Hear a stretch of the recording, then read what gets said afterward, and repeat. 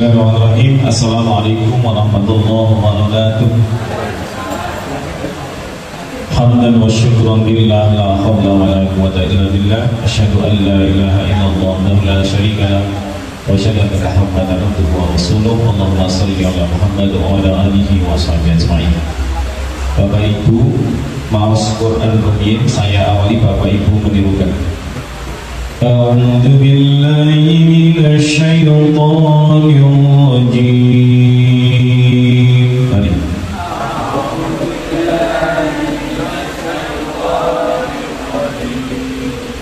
Bismillahirrahmanirrahim.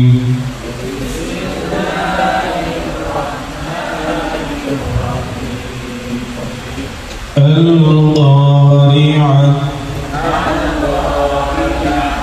Mal-Qari'ah. Wa ma adraka mal-Qari'ah.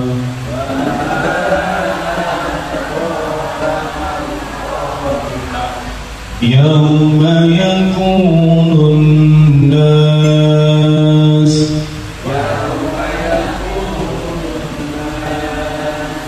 kal-farashil mabthuth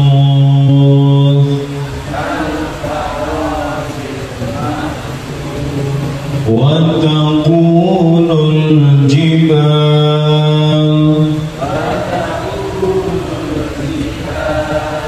kal-'ihnil manfush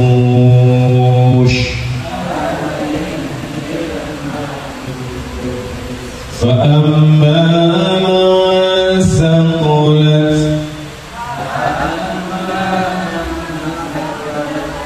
موازينه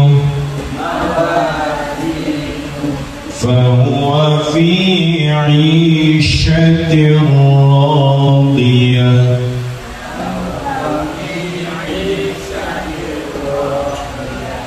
وأما من خفت موازينه فأمه هاوية وما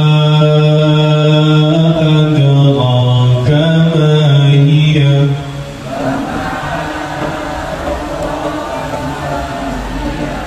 نار حامية صدق الله العظيم.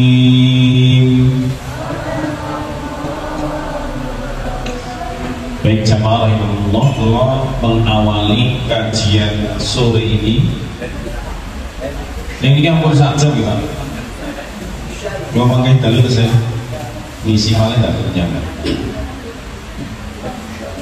Mengawali dari kebiasaan-kebiasaan sing boten tepat, saya menyebutnya yang tidak tepat untuk menyambut Ramadan. Dan ini berkembang di masyarakat umum. Kebiasaan itu enten sing populer, enten sing boten. Yang pertama, contohnya apa? Puasa sehari atau 2 hari sebelum Ramadan. Tapi nanti kok ojo sok poso sehari atau 2 hari sebelum Ramadan, kecuali orang itu sudah terbiasa berpuasa. Maksudnya tadi, panjenengan pun biasa Senin Kamis, dilalah dina Kamis niku menempati waktu sehari sebelum puasa Ramadan, kali itu boleh. Utawa panjenengan poso dawuh dilalah penuhe ngoten niku boleh. Nah, yang dimaksud tidak boleh itu adalah mengkhususkan biasanya boten poso, tiba-tiba puasa sehari atau 2 hari sebelum Ramadan.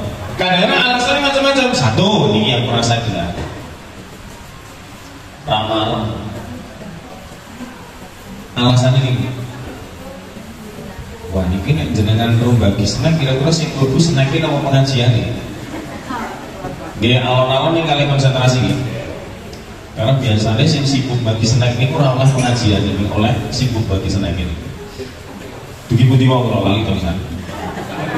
Nah, biasanya ada yang begini alasannya. Wah, ini poso kok pimping 29.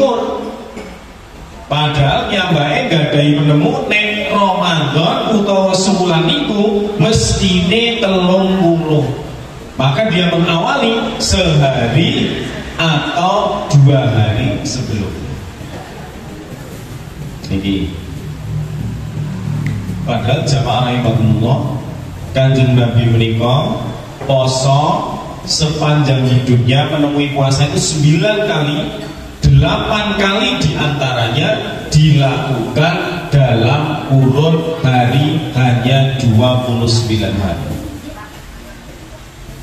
Hanya sekali dia melaksanakan puasa selama 30 hari. Berarti kenapa? Oh, yang namanya 1 bulan itu tidak harus 30 hari. Ini yang pertama.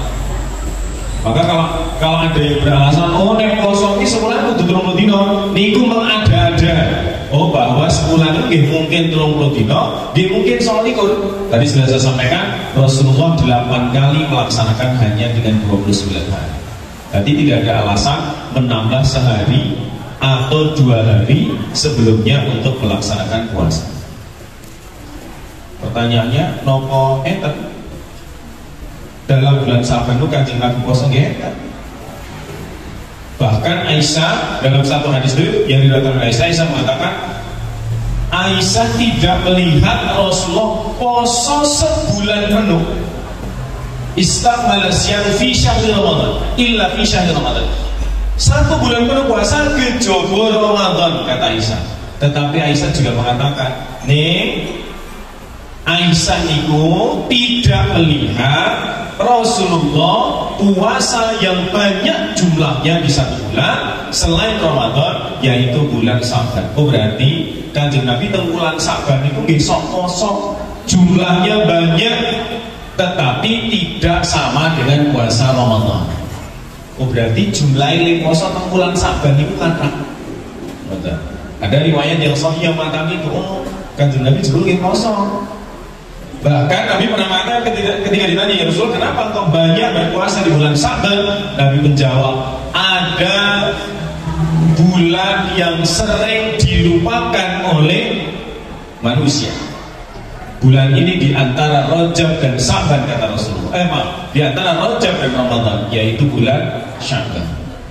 Lalu Nabi melanjutkan bahwa di bulan Sya'ban itu kata Rasulullah, semua amal ibadah itu diangkat di hadapan Allah. Maka Nabi katakan, maka aku ingin pada saat aku nanti dipanggil sama Allah, ketika amal-amalku sedang diangkat oleh Allah, maka pada saat itu aku sedang dalam kondisi berpuasa. Jadi alasan Rasulullah kenapa memperbanyak puasa di bulan Sya'ban. Ini ismu Sya'ban ada hadisnya. Idza kanat min nisfi Sa'ban, apabila datang ya setengah atau separuh dari bulan Sa'ban, qamu lailatan, maka sholatlah engkau pada malam harinya, wasiyamun nahara, dan berpuasalah pada siang harinya. Bahkan dalam riwayat itu dikatakan, Allah kemudian mengatakan, apabila panjenengan minta ampun kepada Allah diampuni, apabila minta rezeki diberikan rezekinya kata Allah. Tapi hadisnya palsu. Hadis ini palsu, meskipun sering digunakan dasar kagem memperingati malam nisfu Sya'ban, populer, tapi hadisnya palsu. Maka yang pertama cara menyiapkan Ramadan sing sering teman-teman. Yang kedua, mengkhususkan ziarah kubur. Yang ini apa banyak di tengah-tengah masyarakat kita? Banyak. Ziarah kubur itu bukan haram, bukan haram. Boleh, Nabi pernah melarang, ning bare oleh. Tapi yang tidak tepat adalah mengkhususkan. Kenapa mengkhususkan? Biasanya kita satu, iki wong kira tau ziarah. Ning bahasa mendekati Ramadan, ziarah. Bahkan diembel-embelin apa? nek cedak Ramadan ziarah iku luwih barokah, luwih utama, lebih afdal, lebih mulia dan seterusnya. Nah, kalimat-kalimat ini yang tidak tepat. Ada. Nah, ini dizaki. Bukan berarti ziarah haram boten. Nek mengkhususkan bahkan mengatakan luwih afdal itu bermasalah. Luwih barokah bermasalah. Kenapa? Ini bukan ditemukan landasan hadis atau Quran yang mengatakan ziarahlah menjelang Ramadan maka pahalamu berlipat ganda betul. Maka yang mengkhususkan itu termasuk yang tidak tepat. Jadi bahasanya kalau tidak tepat. Nopo kudu teng makam-makame waliullah boten. Makam orang tua kita boleh, saudara kita boleh, nggak harus waliullah. Pemenang wali studi di boten sah. Pokoknya sing bangsa wali ya boleh, nggak apa-apa, tapi bukan untuk dikhususkan semacam itu. Itu yang kedua. Yang kedua begitu kan? Kedua. Nomor 3, apa sing panjenengan sinung padusan. Padusan itu jadi oleh. Wong niku Sunan Kalijaga. Filosofi ini tersiki lahir batin bagus. Cuma masalahnya menjadi tidak tepat karena prakteknya. Ledoan padusan itu piknik. Wah ini jadi masalah. Wis piknik, adus eng pantai, laki-laki perempuan jadi satu, saling melihat auratnya. Niki orang Gresik ini ngeregeti. Jadi filosofi padusannya benar, praktek padusannya yang bermasalah. Padahal yang niku mas resik klambi, ngunggahi, gosok, bersih-bersih lingkungan, ngresiki hal-hal yang berpotensi mendatangkan maksiat pada saat Ramadan bagus. Kalau menurut saya bagus sih, luar biasa. Artinya potensi-potensi maksiat itu hilang, dilahirin. Berarti pas Ramadan itu siap tenang. Ya enggak apa-apa. Tapi kalau prakteknya yang tadi bermasalah. Kata nomor sekawan agak cepat mau sebelum masuk Ramadan. Persiapan yang sering keliru itu nopo? Blonjo oke. Nah niki. Lah napa blonjo niku haram nggih mboten haram, tapi para ulama menasihati menjelang Ramadan ojo blonjo oke niku nopo? Karena itu bertentangan dengan makna puasa. Makna puasa itu nopo? Siam itu maknanya nopo? Al-imsak, menahan diri. Nek blonjo ini menahan diri betul? Gitu dong bukan. Nek yang awas, aku ini wes ngempet 2 minggu nih usah. Jadi menahan diri wes, berarti ini hanya pelampiasan. Maka tidak tepat. Puasa itu mengajarkan kita untuk tidak membudayakan kebiasaan konsumtif. Lah kok malah blonjo kayak? Bahkan kadang-kadang ini ibu saya pahami. Kadang-kadang belanja Ramadan itu jebul luwih boros ketimbang di luar Ramadan. Betul. Biasanya jenengan nek dahar dalu nika gorengan, sayur, sego cukup. Iki dadak lamunge memang. Dadi iki luwih boros. Gitu. Biasanya ngombe teh anget wis cukup dadak jus barang. Nganggo cola, nganggo sup buah. Makanya saya buka Sprite dan seterusnya, maka lebih boros. Nah itu namanya tidak memahami makna siap. Padahal siap apa? Menahan. Jadi ini persiapan menuju Ramadan kok kayak belanja itu masalah. Sekarang saya tanya, Bapak ini bisa jujur, jenengan nek ajeng poso seneng mboten? Seneng nggih. Luwih seneng ajeng poso apa ajeng bodol? Ya. Enten sing gaya dijawab seneng ngaji poso. Nek atine jadi ngempet. Ya kan?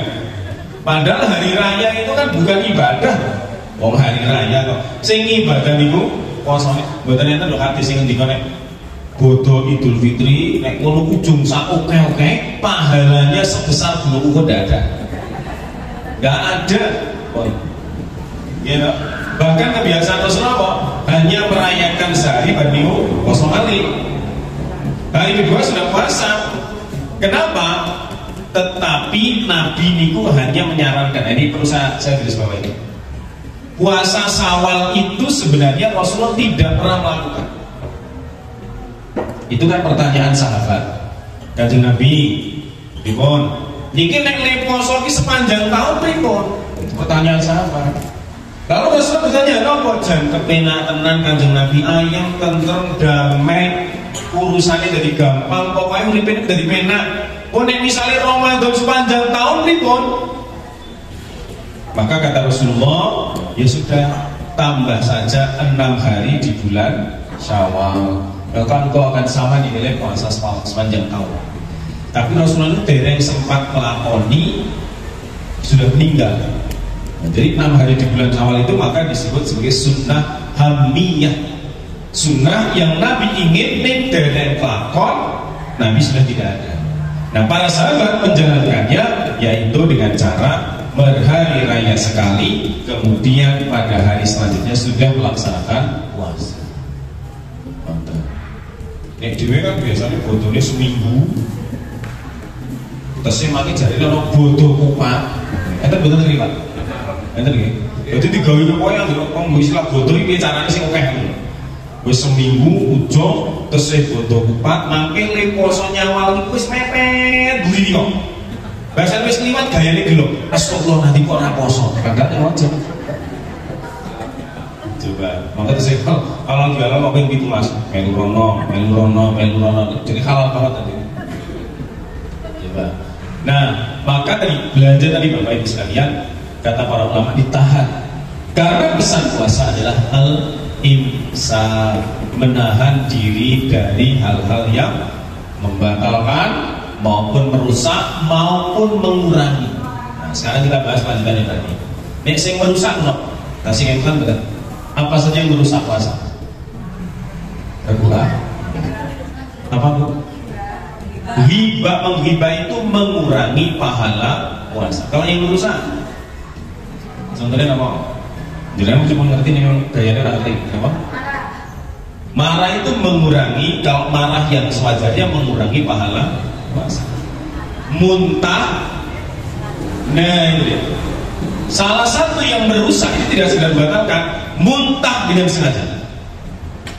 Tapi ini sebenarnya saya temukan dalam kitabnya Imam Syafi'i. Jadi itu fatwanya Imam Syafi'i, muntah dengan sengaja itu tidak sekedar membatalkan, tapi rusak. Karena ternyata orang Arab pada zaman Imam Syafi'i itu punya kebiasaan dahar. Dahar itu Bapak Ibu. Makin itu marah, dilogok muntah, terus mangan meneh. Jadi latar belakangnya kenapa muntah dengan sengaja itu dikatakan merusak, mergone niku. Nek jenengan muntah dengan sengaja karena sebab yang kalau tidak begitu tidak bisa, ya berarti sesungguhnya tidak merusak. Contohnya jenengan kelolotan garbu, kalau tidak mau untuk ditolak, yang buatan dewi mati, kan? Nah ini ku yang buatan merusak. Kecoba nek kelolotan niku ngojo, kaya awan-awan tidak terkai garbu, betul? Itu lain. Tapi yang dimaksud merusak adalah tadi. Jadi pun dahar, setelah penuh perutnya, dilogok, muntah, makan lagi. Itu kebiasaan. Maka Imam Syafi'i mengatakan, niku merusak, tidak sekedar membatalkan. Nah, yang membatalkan udah mau? Makan, minum dengan sengaja. Ada tidak membatalkan puasa, tetapi kita kena denda? Nomor. Nah, contohnya niku. Berhubungan badan itu kan kisahnya yang populer sahabat Nabi kan. Ada seorang sahabat Nabi miskin banget, ini udah paling miskin. Jadi miskin itu awet mergone dicol ya itu, awet banget miskin. Sahabat ini siang hari berhubungan badan dengan istrinya, lalu laporan ya Rasulullah, kula kok ra sengaja nih, bagi ra sengaja. Ada sengaja apa? Anggene kok kalian mbokne ini kok. Oh ya kalau begitu kamu denda. Denda apa Nabi? Puasa 2 bulan berturut-turut. Kata Rasulullah. Waduh Kanjeng Nabi, kula niku carane ra wajib niku Ramadan niki carane mboten poso. Jawaban sahabat tadi. Dan apa? Saya niki buruh kasar Rasulullah enggak kuat. Sebulan ngono niku poso malah 2 bulan enggak boleh pedhot niku. Nek pedhot pisan baleni. Itu dendanya. Oh ya sudah kalau enggak kuat beri makan 60 orang miskin. Nah, yang baik jangan paling miskin itu kula niku Nabi jawab pripun. Kula niku ora duwe nek kene makan orang miskin. Akhirnya dipanggillah sahabat-sahabat Rasulullah. Turunan, kenapa ya Rasulullah? Ini mau bayar denda.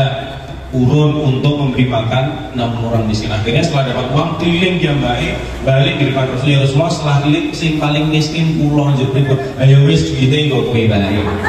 Nah, kok kenapa iku? Nah, berarti bapak ibu sing rumangsa miskin jajal mboten apa-apa. Nah, itu berarti kan ada aturan pengecualian istilahnya. Enten membatalkan, melakukan tindakan yang mengakibatkan puasa itu batal, tetapi dia membayar dendanya tidak sekedar melakukan puasa, tapi ada hukuman yang lain. Jadi membatalkan puasa.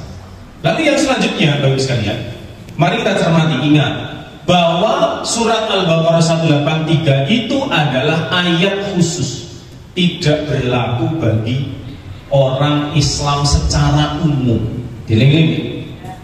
Hanya orang Islam yang merasa beriman, sing boten iman boten sah poso. Misalnya kita, misal kalau niku kita imane dari pepak niku rasa poso. Nek jenengan rumangsa dari pepak, kula dereng kuat niku imane ayo rasa poso. Tapi ingat, kata iman dalam ayat itu adalah panggilan kasih sayang untuk orang-orang yang ingin mendapatkan perhatiannya Allah. Jadi ini panjenengan boten rumangsa pengen dikatakan Gusti Allah boten sapa. Pilihan ibu apa? Kula kan kok kasih sayangnya sudah cukup dari suami, dari Allah tidak perlu. Ya wis rasa poso betul. Boleh. Bapak-bapak ngoten loh, kalau ini pensiunan anak-anak do ngumpul sukses kabeh bojone ayu itu menjumlahi misalnya sudah cukup dari Allah nggak perlu, maka nggak perlu puasa. Sehingga kata-kata amanu kekhususan, diling-ling, benar-benar kekhususan. Jadi saya rumangsa mboten iman mboten sah. Ini jadi kalau ada yang nggak berpuasa, misalnya tetangga di panjenengan kok mboten puasa, nggak usah marah. Bisa jadi dia punya alasan sedang tidak punya iman. Mboten sah diresoni. Mulane kula termasuk ras setuju nih kok naik poso terus enten sweeping napa niku? Tempat karaoke, tempat diskotik dan lain-lain. Mesti kula ini ditanggapi oleh guru SD inovatif nanggap Ustaz Zuron. Katanya kalau puasa Ramadan setan itu dirantai, diborgol. Nek kok maksiat gitu tetep enten niku maksudnya pripun? Lah berarti kan nek setan khusus Indonesia niku jojo pancen pun mboten nggodha wong Indonesia. Mergane keweden kesurupan wong Indonesia. Jadi saking sing keweden kesurupan mboten menungsane ning setane, saking rusake wong Indonesia niku. Nah, tentu maknanya adalah makna kiasan. Allah sendiri dalam Quran sudah mengatakan falhamaha fujuraha wa taqwaha. Memang manusia ini diberi dua bekal baik, bekal buruk. Jadi caranya mboten enten setan itu dhewe yang punya potensi melakukan keburukan. Maka ketika berbuat maksiat itu ampun sok nyalahke setan, mesakung setan kuwi salah jadi salah-salahke. Jadi jenengan niku mboten pri kesetanan. Jangan selalu menyalahkan setan. Lah wong ayatnya jelas kok, wala tattahilu khutuwatis syaitan. Jangan kamu mengikuti langkah setan. Pertanyaan saya jawab, sing aktif setane apa awak dhewe? Dhewe lho niku. Ayatnya jelas loh, jangan mengikuti langkah setan. Yang aktif itu kita berarti. Makanya yang Allah ingatkan kita, bukan setan. Setan itu mengingingi ini kalau kata sing iklan teng internet ini gratis ongkir.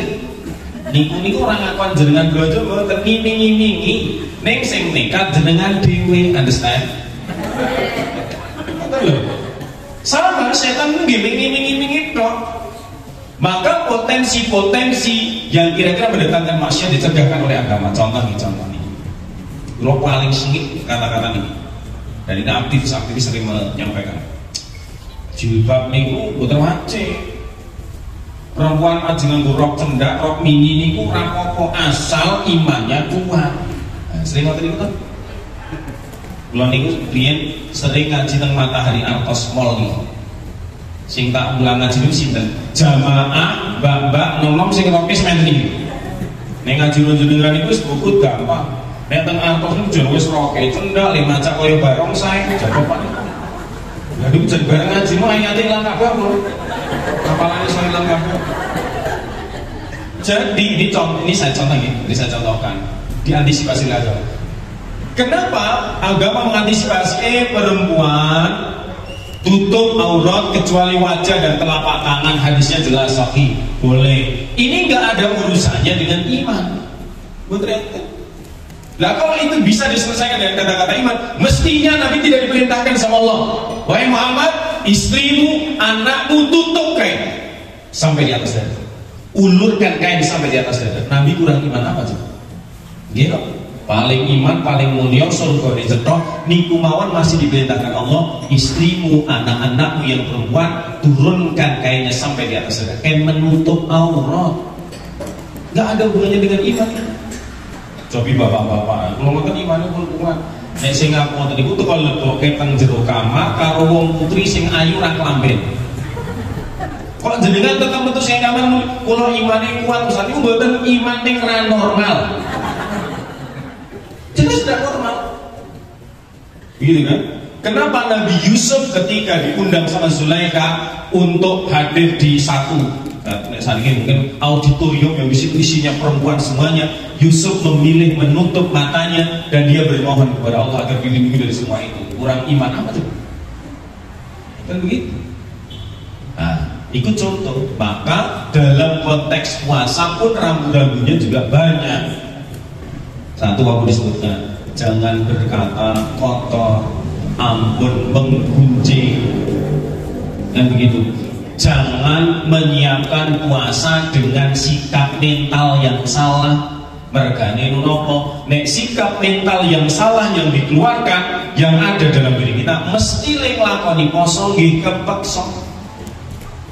Berapa banyak di antara kita ini nek poso Ramadan sing teko itu mesti sing metu pisan Allah poso meneh. Itu yang muncul pertama. Banyak yang seperti itu. Maka puasa seolah-olah menjadi beban. Yang kedua selesai. Yang ketiga sampai kamu. Amalan-amalan yang sahih berdasarkan hadis-hadis Nabi. Satu, baca Quran. Hadisnya jelas. Bagaimana cara baca Al-Quran? Dalam Quran dikatakan warattilil Qur'ana tartila, baca dengan tartil. Tuh. Yang kedua, tarawih. Sebenarnya istilah tarawih yang lain itu adalah qiyamu Ramadan. Kalau di luar Ramadan disebut dengan qiyamul lail atau tahajud. Bedanya apa? Waduh, bedanya pelaksanaannya. Kalau disebut dengan qiyamul lail berarti niku ba'da isya lanjut.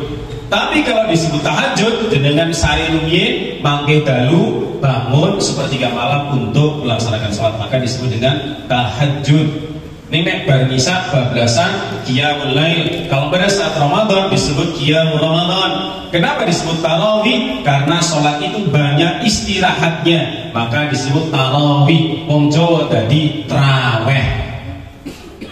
Nggih, wong Jawa ten sok ganti-ganti jeneng ngoten. Nek wong Megalangnya gombong dadi gombong. Enten ene. Bandongan dadi bandongan. Belana nek maca surat Al-Maun udah bisa pas wayam nangunal manun iki manunis king sinten. Coba. Ya kan? Maka tarawih. Bagaimana cara melaksanakannya? Banyak versi dalam hadis, itu ada 11 versi. Tapi yang paling kuat versinya ada 2 rakaat salam, 2 rakaat salam, 2 rakaat salam, 2 rakaat salam, kemudian 3 rakaat salam. Lalu yang kedua 4 rakaat salam, 4 rakaat salam, 3 rakaat salam. Kemarin ada yang bertanya, lah pripun nek witir niku 2 rakaat salam, terus 1 rakaat salam. Wong witir niku artinya ganjil kok. Nek yang lakoni loro salam plus 1 salam berarti witirnya cuma 1. Bukan 3. Apa boleh? Witir hanya 1 rakaat boleh kata Rasulullah. Tapi Nabi mengatakan samedit-medite menungso kuwi witir ning pisan. Berarti nek jenengan termasuk golongan wong sing medit, lah niku berarti nek witir hanya 1 rakaat. Lah napa enten witir niku atahiyat awalnya tidak ada. Meskipun ada mazhab tertentu yang membolehkan. Tidak ada hadis yang mengatakan tidak. Nah, jadi ketika Aisyah ditanya kaifa kanat salat Rasulullah sallallahu alaihi wasallam, bagaimana salatnya Rasulullah wa Aisyah? la tas'al husnihinna wa tulihinna. Apa kata Isa? Jangan kau tanya khusyuk dan lamanya. Mengatakan, loh, terus naik terawih itu saja nih jamaah apa dewi? Buatan saya diperdebatkan. Sendiri bagus dicontohkan oleh Nabi, berjamaah bagus ijtihadnya Umar bin Khattab. Karena pada zaman Umar melihat, oh iki do sholat tarawih neng masjid, neng bareng-bareng tapi sholat itu didi itu loh. Tunggu sholat dewi. Lalu Umar masuk iki neng misalnya jamaah begitu. Lalu ada sahabat yang mengatakan, Umar, kan Nabi nggak mencontohkan. Loh, Nabi bukan berarti melarang jamaah, cuma Nabi takut nanti dikira wajib. Padahal ini bukan sholat wajib, ini sunnah. Lalu setuju jamaah, dan Umar sendiri mengatakan, saya sudah membuat bid'ah, tapi bid'ah hasanah, perkara yang baik. Jadi jamaah. Terus kemudian ada juga yang memahami, oh hadis itu juga memerintahkan bahwa salat tarawih itu berjamaah. Nah ini tidak usah diperdebatkan. Untuk mengukurnya bagaimana? Kalau ibu-ibu, bapak-bapak, sholat dewe kok luweh elek, jamaah. Misalnya nih jamaah, saya tidak tahu, kan yang terusing 11, saya terusing belum dikhusus, mesti ditanya saat jadi 11 sama betul-betul, kalau 11 yang terusing belum belum tidak usah dipersoalkan. Sekarang yang dipersoalkan itu adalah kualitas sholatnya, bukan jumlahnya. Misalnya, yang teng Jember Jawa Timur, kayak minta betul Pak, yang disiarkan teng TV telulikur nih 10 menit rampung,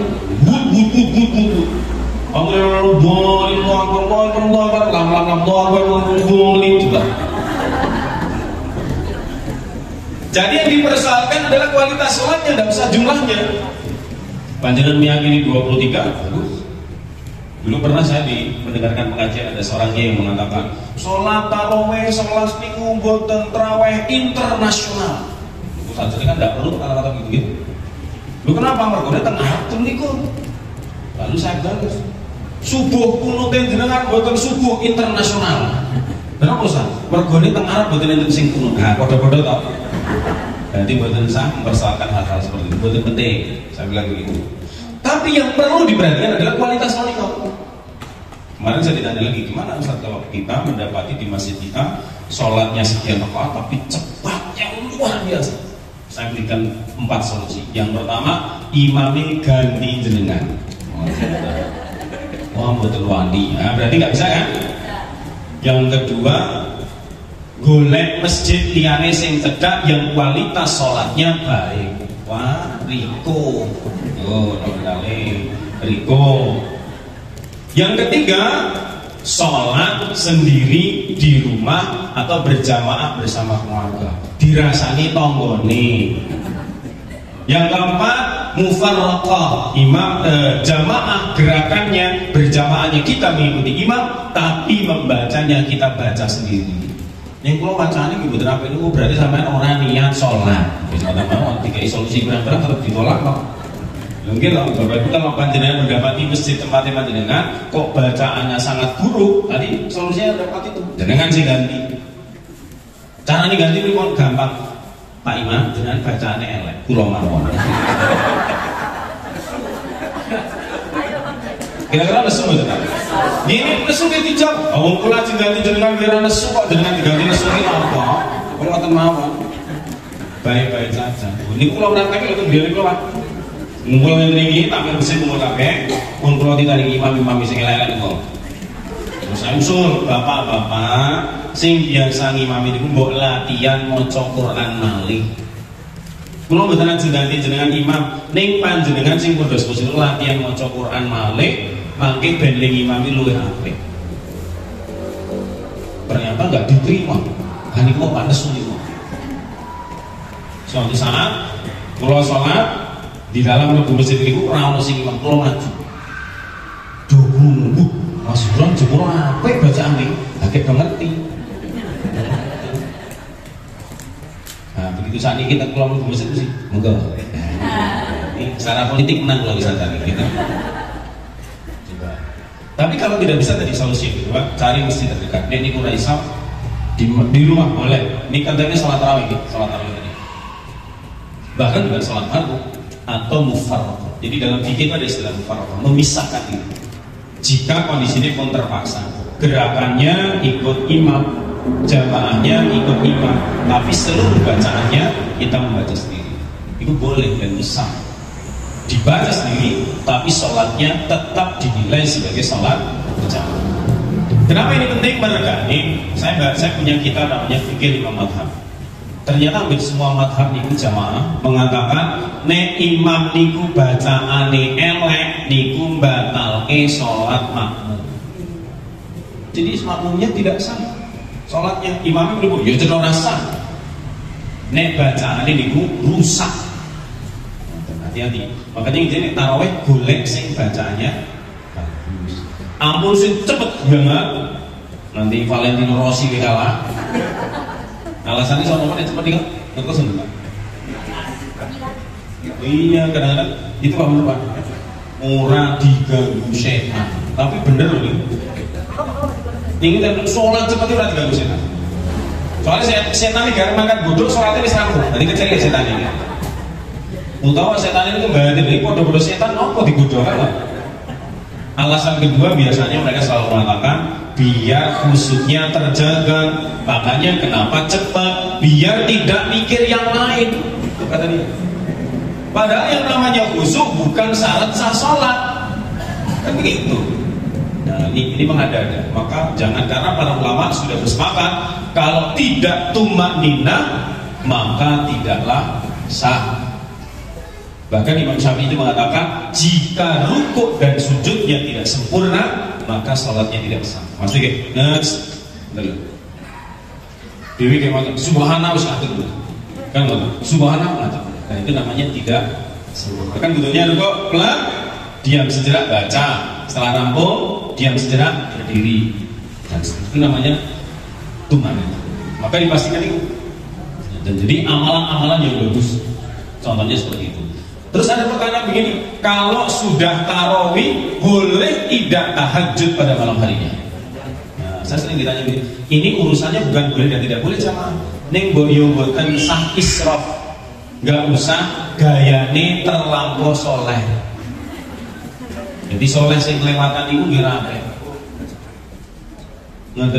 Karena kalau niku pengen nek sholat ini ya sudah. Berarti qiyam Ramadan atau tarawihnya sepertiga malam yang terakhir. Tidak usah ikut yang kasih. Jangan terlalu soleh. Biasa mawon. Mantap. Ampun nabur agama itu masih itu. Berlebihan tidak boleh. Kan ada itu 3 orang datang kepada Rasulullah, bertamu ke rumah Rasulullah. Kemudian pada waktu itu dibukakan sama Aisyah, bertemulah dengan Aisyah. Lalu 3 orang pemuda itu bertanya kepada Aisyah, wahai Aisyah, sakjane Kanjeng Nabi niku ki ibadahe kepiye? Tadi dijawab la tasal husnihinna wa tulihinna. Jangan kau tanya panjang dan khususnya. Lalu kemudian pertama itu, waduh, kalau Nabi yang sudah mulia dijamin masuk surga, orang paling takwa di hadapan Allah saja ibadahnya begitu, gimana kita akan bersaing dengan Nabi? Gimana kita akan mendekati Rasulullah? Maka pemuda yang pertama itu mengatakan, mulai hari ini aku akan beribadah sepanjang waktu tanpa istirahat. Dia ingin kados Kanjeng Nabi.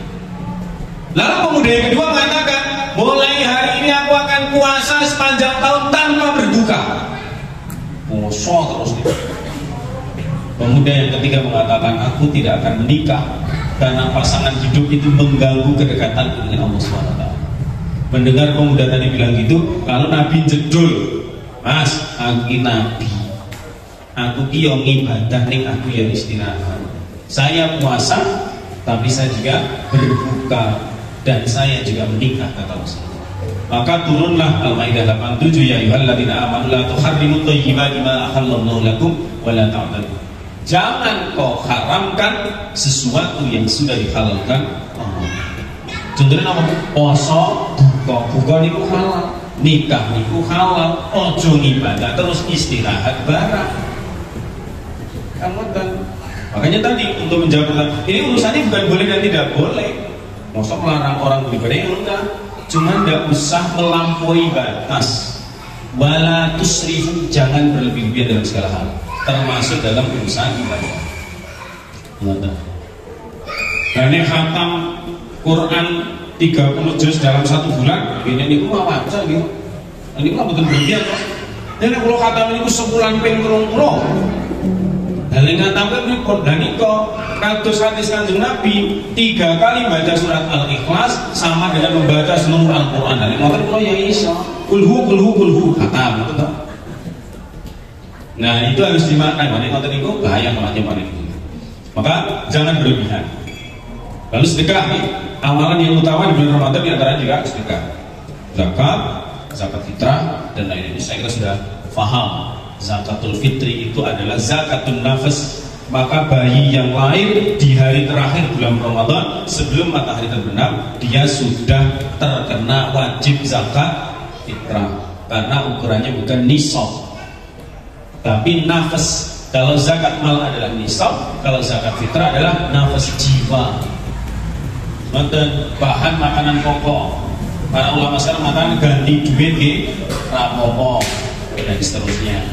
Siapa yang menerima zakat fitrah? Fakir, miskin, bukan 8 asnaf. Yang paling utama adalah fuqara wal masakin. Itu yang paling utama. Lihatnya amsal dan amsal selama yang dua ini sudah terpenuhi. Mengatakan Pak, ini setengah menit. Sudah hampir 1 jam. Alhamdulillahirrahmanirrahim. Mudah-mudahan yang saya sampaikan bermanfaat. Assalamualaikum warahmatullahi wabarakatuh.